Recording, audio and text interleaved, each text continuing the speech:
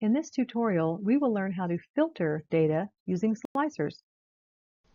Now that we've learned a little bit about formatting our data, I'm going to show you one option that's really handy. It seems like people in companies with accountants that know Excel seem to create these wonderful spreadsheets where people can organize and sales managers can sort and filter and look at all this data just by clicking buttons. Those buttons are actually called slicers, and it's really simple in the new versions of Excel.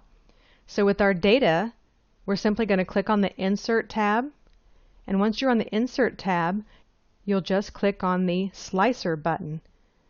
You'll notice a window will open and asks you what field you'd like to slice by. You can slice by more than one field or column. Just click on the checkbox for each of the fields or columns you'd like to slice and view the data.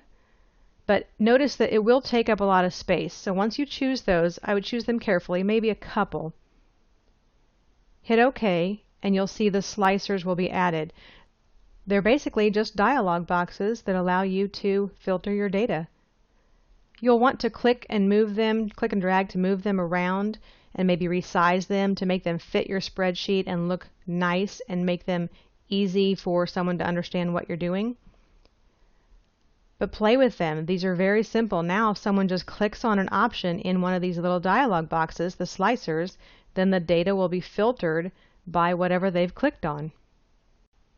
Another little tip about slicers is in those dialog boxes that open your little slicer, on the top there's a little icon that has lines. That's going to allow you to select more than one option.